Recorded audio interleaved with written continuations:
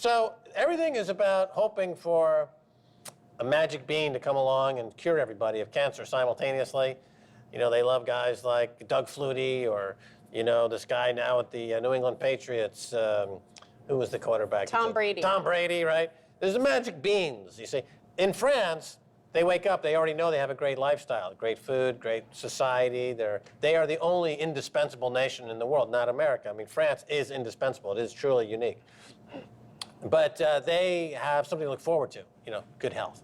America, and cheese, and, you know, ménage, fromage, sex with cheese. But in America, no one looks forward to anything. They wake up very, oh my God, it's another day. It's not morning in America anymore. It's more like one big cemetery, and I'm going to put one foot into it, except for these magic beans. Oh, maybe Mark Zuckerberg will hand me a magic bean, a virtual reality, you know, feel good, please. So it makes no sense. Culturally, they're not amenable to a health. Plus, it would mean giving blacks health care, and no white person in America wants that. Well, so let's move on to the story I'm talking about. So here, as I said, it's already been solved. France, used it as an example because that's quite good. Medicare for all is essentially what they have. Basically, well, that's what I said. I mentioned France. You said I wasn't germane to your conversation. But you just mentioned what I just mentioned.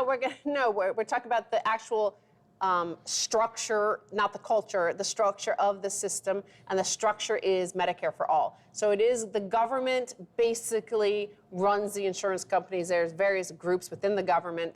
And then you have private health insurance to pay to cover the cost that your government health insurance, just like Medicare, if you're on Medicare, the government will only cover, 70, 80% of certain procedures, and you have to have, a private health insurer to cover the remainder. Well, that's kind of like what France has, except for they also set the price of what they'll pay for an MRI. So there's not a $5,000 MRI in Perpignan and a $400 one up in Brittany. So there's a uniform price across the thing. So. Yeah, well, no, I mean, the old people, they get Medicare for all. I know because I'm an old person. It's not sexist or ageist for me to say that because I'm practically an old person. I'm practically on Medicare. They should give Medicare for young people because they should be out there entrepreneurially starting companies and not having to pay through the nose for their freaking health insurance. So going back to the article where they're saying, well, it's really complex. Nobody knows how to sort out this healthcare system, and Trump and Paul Ryan are having a hard time, just like Obama had a hard time. And deep down in the article, they mention that, quote, the deeper problem for the Republicans as a matter of policy as well as politics is that the healthcare system is less dysfunctional than it was in 2010. Fewer Americans lack coverage. Costs are no longer soaring. Americans who get coverage through Medicare, Medicaid, or their employers are mostly satisfied. Then they go on to say, those who have to go onto the marketplace unsubsidized, they're not so happy. So you're always going to have this situation where you have multiple bureaucracies. So you have the Veterans Administration bureaucracy, which is a lot like what the UK has, a government-run health care system. Then you have the Medicare bureaucracy, which is like France's system, which is a government-run insurance system, and then you have the employer-run private insurance networks, and then you have these marketplace things. So you have 4 bureaucracies, I count there, and everybody's treated differently. And to sustain the system, the chumps on the unsubsidized Obamacare marketplace are what everybody has to rely on, those guys not falling apart and just ditching the system. Well, you make a good point there. You've identified 4 separate bureaucracies. Yes. All working in conflict. Kafkaesque. With each other to expand costs. And the administrative costs on healthcare has risen exponentially. Yes. The number of doctors is basically flatline.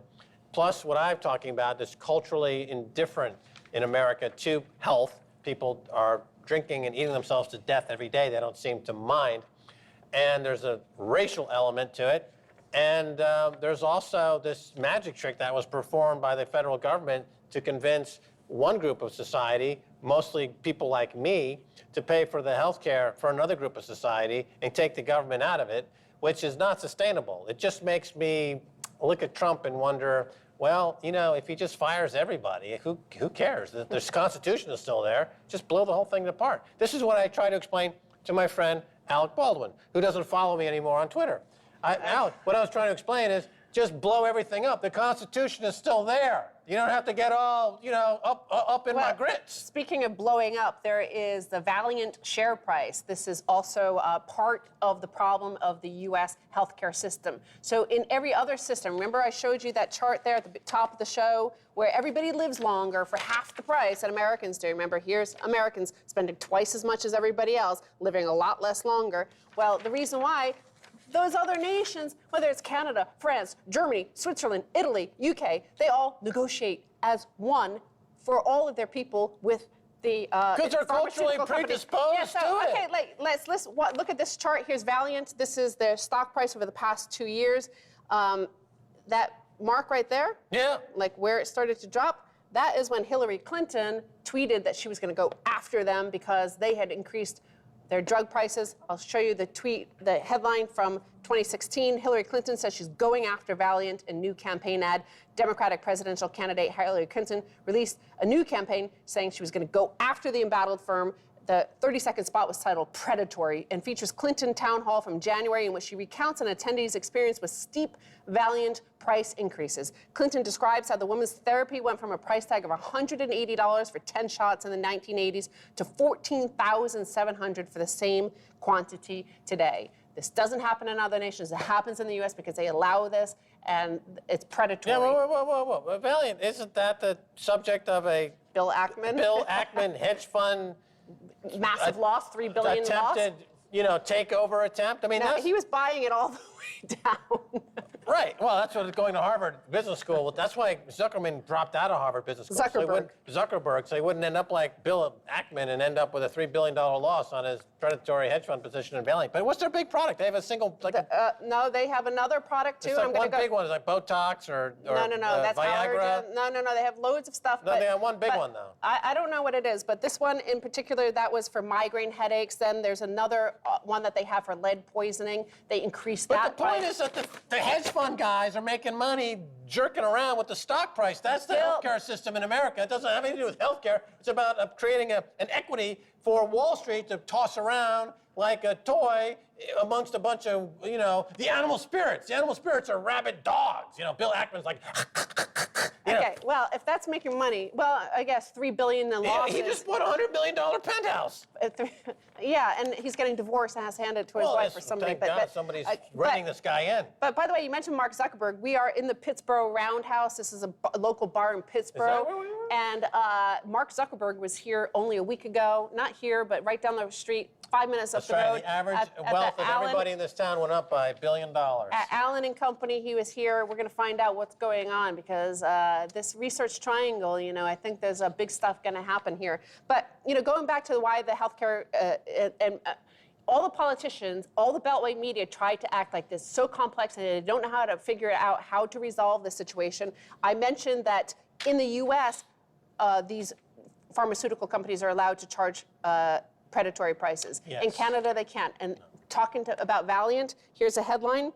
MDs, that's doctors, say U.S. costs for Valiant's lead poisoning drug are 33,000% more than Canada's. Using the playbook of Mylan, Turing, and Well, their own company, Valiant Pharmaceuticals has hiked the price of yet another life-saving treatment to astronomical values. This time it's calcium EDTA, a lead poisoning treatment that costs U.S. hospitals and U.S. poison control centers about $500 for a packet of 6 ampules, which is 6 grams, before 2012 when Valiant acquired the drug. Poison control experts now say the U.S. centers pay about $5,000 per gram compared to $15 per gram for Canadians purchasing from a French company, a 33,300% difference. In a 6-year period, they increased their price by 7,200%. So why can't we do like Canada does? Why can't we get the same price? Why do we have to get a bad deal all the time? Well, again, it's culturally acceptable to have a workable healthcare system in Canada because there's a premium on mental health, there's premium on physical health.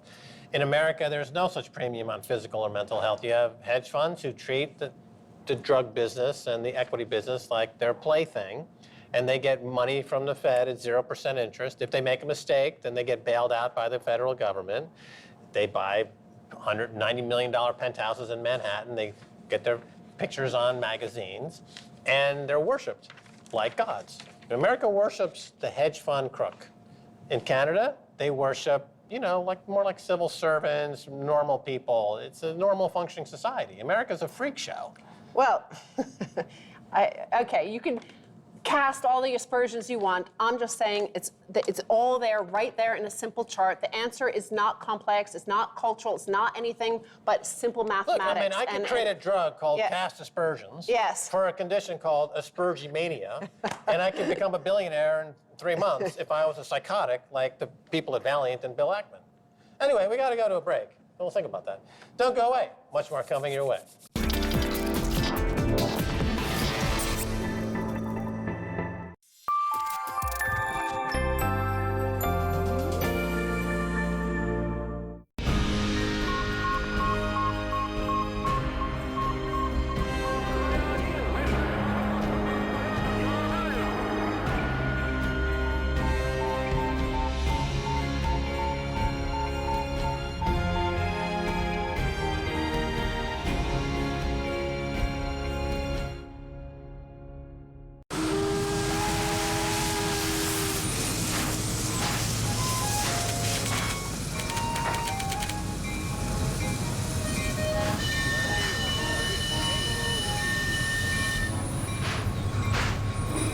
It's now almost 3 years since the Russian Empire joined World War I. The soldiers are fed up. All they want to do is to return home, alive. Anti-army aggravation is on the rise in Russia. In Moscow and Petrograd, thousands demand peace and question the Tsar's authority. Their discontent would become a revolution that consumed the Russian Empire.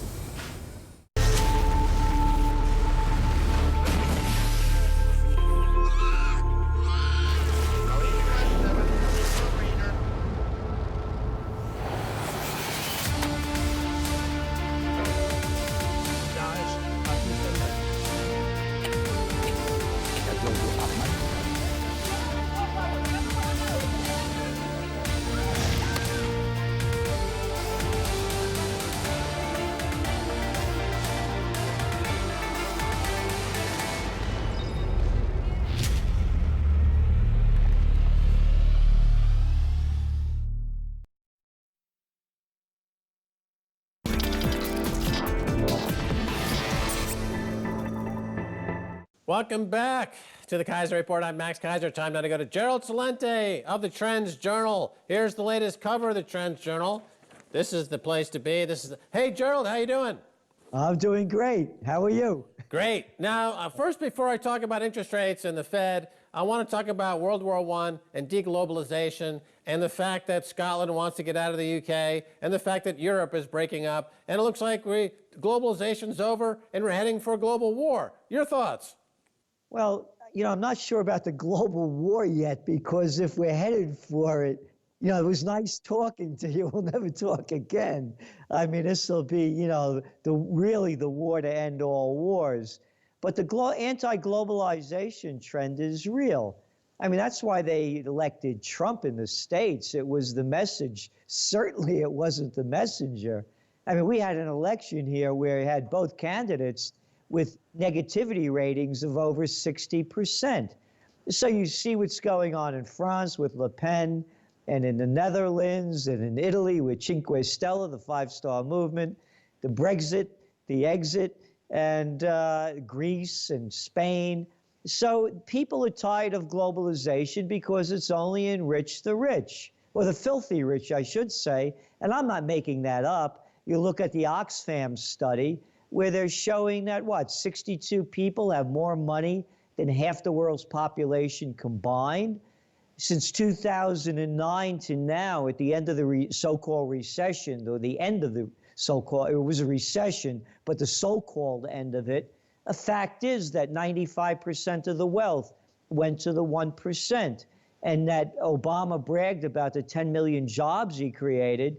Well, according to the Harvard-Princeton study, 95% of those jobs are temporary work. So anti-globalization, anti-multilarization, it's real, and you're going to see major movements. As for the war, I mean, it's heating up now between China and South Korea, that the United States put in that defensive missile system. You're looking what's going on with every day the Russians are coming, and they're blaming Russia for what's going on in Ukraine, and that's ready to heat up again. So, you know, the tinderbox is hot. But I do believe that, you know, if we go to war, it won't be World War III. It'll be the war that Einstein warned about when they asked him what weapons will be used to fight World War III. He said, I don't know. He said, but they'll be using sticks and stones to fight World War IV. Yeah, absolutely. Now, so you've got these countries now that are at each other's throats, really. You've got deglobalization going on, and this wealth and income gap that you point to as the driver for the populist movements, which is driving this deglobalization, fractionalization, now we'll talk about the Federal Reserve Bank. It's the most influential central bank in the world. It's proven itself time and time again to be in the service of the bankers, the banksters. They feed the wealth and income gap, and yet they pretend to have some other mandate other than to feed the extraordinarily wealthy bankers at the tippity top. They've come out with a quarter-point raise in rates, and against a backdrop of GDP shrinking, and it's the first time really, or one of the few times that they've raised rates during a time of GDP shrinking that we're seeing right now. What's going on here? Where do you see this going, Gerald? Well, it looks like they're going to raise rates 2 more times this year. But you pointed out it's a time of shrinking GDP. But even with the real rate when adjusted for inflation, it's still very low. I mean, what are we talking about? You know, 3 rate hikes in over 11 years, and at the grand total of combined 75 basis points. So we all know that, and going back to, you know, making the filthy rich filthier richer, is that the low rates have only helped with the stock buybacks at record rates and merger and acquisition activity, because you're borrowing money, the big guys, for virtually nothing. So it's still going on. And then you know, look what's going on in Europe. I mean, they didn't raise rates at the last ECB meeting. So the rates are still generally low. And what are they talking about? You know, maybe pushing them up to 3% by, you know, the end of 2019. So in reality, they're still very low. And I think you saw that reaction with gold. You know, it's buy the fact and sell the rumor. And gold prices moved up immediately after the Fed announced on Wednesday that they were going to raise rates. So I think the prospects is for more of the same, but worse. Yeah, well, gold has the added problem of there being many, many, many times more gold futures contracts in the world than there are actual gold reserves or gold deposits in the world. And the futures market, which is, again, dictated and controlled and manipulated by the central banks, has been proven time and time again, it has trouble breaking out of the whatever price that the central banks want. Remember, banks like Goldman Sachs and JP Morgan, it's been proven they pick a price that they want to see a market trade to, and then they hit the algorithmic trading button on the floor of the exchange, or one of the various exchanges, and all of the fake trades go in to get to that price. So we no longer have price discovery that's based on supply and demand. It's price discovery that's dictated to by central authorities. So it's kind of an American version of a Soviet Union approach to economics. And is Trump now, who's been elected to combat the globalists, he's putting in the Goldman Sachs bankers in his cabinet. Is he draining the swamp, or is he restocking the swamp? Was this the biggest joke of all time? What do you think, Gerald? Well, I mean, the whole election's the biggest joke of all times. It's the presidential reality show. I mean, just go back to the campaign. no real issues were discussed, just one-liners. How you going to get rid of ISIS? I'm going to bomb the hell out of them. Okay. I mean, that's a clear policy. So in talking about draining the swamp, I do believe that again, looking for the things the way they are, the reason the markets are going up and have gone up, and it's a real rally in the sense that's, 4 months, is that he's going to cut taxes of the corporations, and many of them, of course, don't pay taxes already or are paying very low rates. So that's positive for the markets. And he's going to deregulate. Again, whether you're in favor of the deregulation or not, isn't the issue. It's the issue is it going to help the economy? And it is, in terms of making the corporations richer. Will it help the average person? Not when you're looking at, for example, I mentioned that, the 10 million jobs that were created since 2009, most of them are temporary work. But then you look at the other people that he's put in, like Wilbur Ross as Commerce Secretary, and Mnuchin as Treasury, and Cohen, the Goldman Sachs guys. If they're going to renegotiate the trade deals, then it's a positive for the economy. Because it's like a dirty word to say you have tariffs, but let's look at the reality of it. And the reality is this: I'm going to get footwear made over in a slave labor country. I'm not going to pay them anything, and then I'll bring it back here, mark it up, a couple of 100%, and sell it. So when you have tariffs, that used to be for almost forever. So that could be a positive for the economy. On draining the swamp, no. He's just put different people in to fill the swamp in a different way, particularly when you look at the NSA, when you look at so many of the agencies and the people that he's brought in, they're still pro the multinationals in so many ways. Right. Well, you talk about renegotiating trade deals.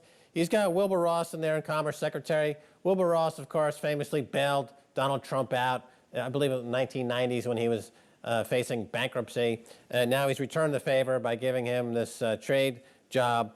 But, the other countries that are going to be involved in this new negotiations of Trump, of course, have the alternative of engaging more aggressively in currency wars. And so, as you've written, the currency wars lead to trade wars, which then lead to hot wars. So isn't part of the problem here that if the trade negotiations get too aggressive, then it leads to a hot war? I mean, again, getting back to the World War I scenario, there's not enough lifeboats in the global economy for every billionaire. So they're going to go to war. Your thoughts? Well, again, yes, currency wars, trade wars, world war. And already Trump has been blaming over and over China manipulating their currency. And the facts show quite the opposite in terms that, they spent over $1 trillion in reserve currencies for a while ago. It bounced back now, but their reserves were under $3 trillion. They're stopping capital outflows, killing deals because so much money's flowing out. And it's one of the reasons Bitcoin prices have gone so high, because a lot of the action was coming out of China, which they're also trying to stop. So yes, you're correct. If it becomes too aggressive, it will lead to trade wars, and trade wars ultimately lead to world wars. And let's face it, we don't have a lot of smart people out there. Look what's going on in the States. The war criminal, the dunce in chief, George W. Bush, selling his comic coloring book out there on all the major networks now, as though he never started the war on terror, the Iraq war based on lies. So you could have moronic people ruining lives for hundreds of millions, if not billions, and it just keeps going on because the people don't have the courage to stop it. So it went on before, and it's going on now. Now, Gerald, of course, you're very famous for making your forecasts and predictions. I usually ask folks, what will be the pin to prick this next bubble? We had the subprime collapse. We had the dot-com collapse. We had the program trading collapse of '87.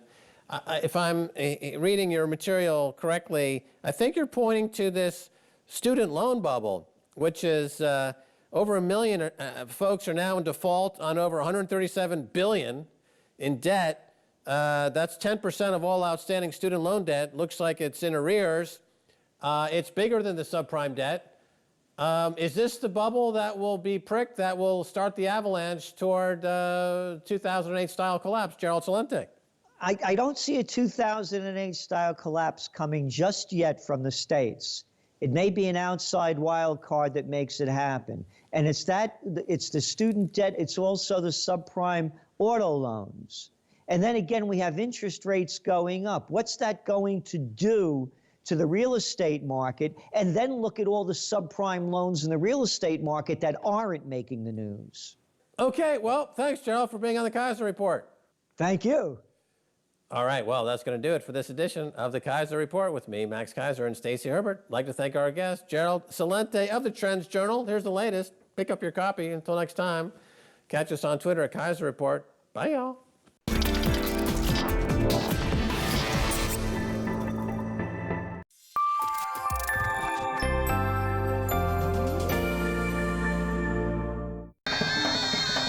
أنا قصتي إني ألبس الجلابية عشاني. القصة بتاعتي عشان ألبس الجلابية عشان أشتغل وسط الرجال 6 أشهر بطل. أما طب هعمل منها وكلني. قعدت 40 يوم ما نفستني المرحومة وأنت تدي وده يدي الله يرحمه وسامحه. 30 or 40 years ago, she be a young lady and she cannot live between is a man. If she not a man in the street, she can stay in the street, sleep in the road. Jalabia make her no scared of anybody.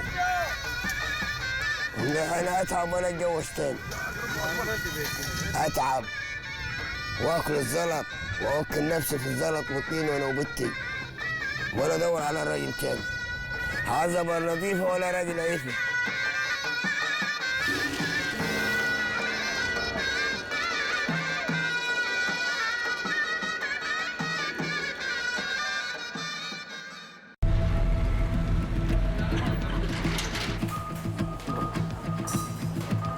मलाई चाहिँ उनीहरूले किन केही हो कि भनेर मैले सोद्धाखेरि न मृगले झिक्ने होइन न कलेजो फौज केही झिक्ने हो कि न आन्द्रा काट्ने हो कि भनेर भन्दा होइन यसमा होइन मामा भनेर भनौ. We're in Nepal to find out why whole villages chose to sell their organs.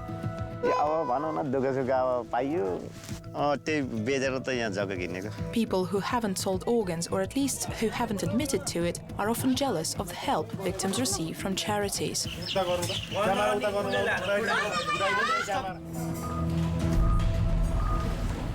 एउटा फेरि उनीहरूले के फकाएको हुन्छ दुईटा किडनी हुन्छ एउटा किडनी बेच्दैमा केही पनि हुँदैन अर्को चीज कसैलाई त एउटा किडनी पलाउँछ भन्ने पनि भनेको छ यो फलफुल जोडेर बाचा सबै टोडेर बन्धनहरू तिमीले छाडी गयौ जानी जानी. What politicians do is something we don't do. They put themselves on the line and they get accepted or rejected. So when you want to be president, why would you want to be? Why would someone want to be president? What's it like to be president? What's it like when the phone rings at 3 in the morning?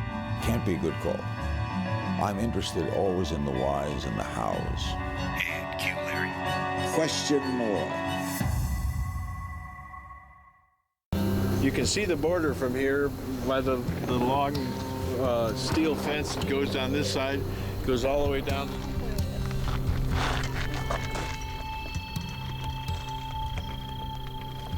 Like I said, this is autumn land, and this is autumn land. I have every right to be here. I have a right to go collect my food, be a part of my family on both sides of the border. I started an organization called Arizona Border Recon. We are a standalone entity that is doing what needs to be done. In the 5 years, it's getting worse